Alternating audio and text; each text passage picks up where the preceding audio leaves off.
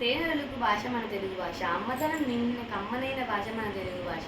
మనిషి పుట్టిన తర్వాత మొదటిగా భాష నేర్చుకునేది అమ్మ ఒడిలోనే. అదే మాతృభాష. ఈ ప్రపంచంలో ఎన్నో భాషలున్నా మన మాతృభాష గొప్పదనం గురించి చెప్పవలసిన అవసరం లేదు. ఆంధ్రప్రదేశ్ మరియు తెలంగాణ రాష్ట్రాలలో మాట్లాడే భాష తెలుగు. వారి అధికార భాష కూడా తెలుగే. ప్రతి సంవత్సరం ఆగస్టు 29వ తేదీన ఆంధ్రప్రదేశ్ మరియు తెలంగాణ రాష్ట్రాలలో తెలుగు భాషా దినోత్సవం జరుపుకుంటారు. ఆగస్టు 29 అనగా వ్యవహారిక భాషా ఉద్యమకర్త ప్రముఖ తెలుగు కవి గిడుగు రామ్మూర్తి గారి పుట్టినరోజు. పూర్వం పాఠ్యాంశాలన్నీ గ్రాంధిక భాషలోనే ఉండేవి. పండితులకు మాత్రమే అర్థమయ్యేవి.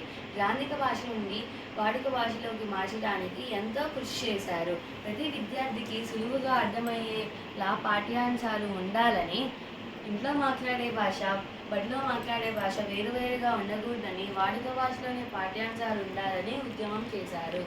ఆయన చేసిన కృషికి గుర్తించి ఆయన పుట్టినరోజు అనగా ఆగస్టు 29వ తేదీన తెలుగు భాషా దినోత్సవంగా జరుపుకుంటారు.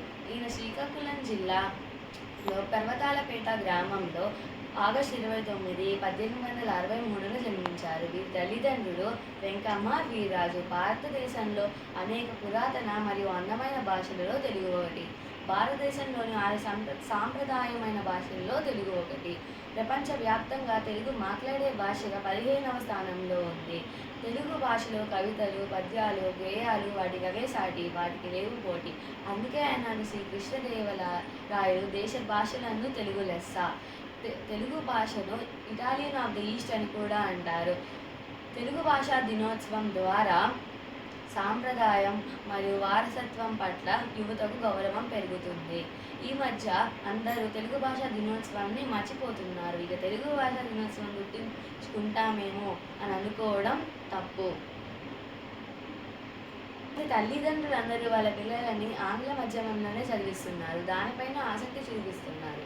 కేవలం 27% పిల్లలు మాత్రమే తెలుగు మాధ్యమంలో చదువుతున్నారు అని వినికిడి. ఈ మధ్య టెలివిజన్లలో కూడా ఆంగ్ల పదాలు ఎక్కువగా వాడుతున్నారు. 2035వ సంవత్సరం నాటికి ఇంకా 5 భాషలే మిగులుతాయని వినికిడి.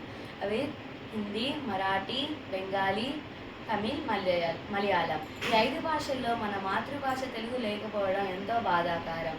తెలుగు రాని వారు ఇతర భాషలో మాట్లాడడం తప్పు కాదు, కానీ తెలుగు వచ్చి కూడా ఆంగ్ల భాషపై మోజుతో ఆంగ్ల భాషలో మాట్లాడటం మన భాషను మనం తక్కువ చేసుకోవటమే. మన మాతృభాష అంటే అమ్మ పాల వంటిది, పరభాష పోత పాల వంటిది అని కొమ్మరాజు లక్ష్మణరావు గారు అన్నారు.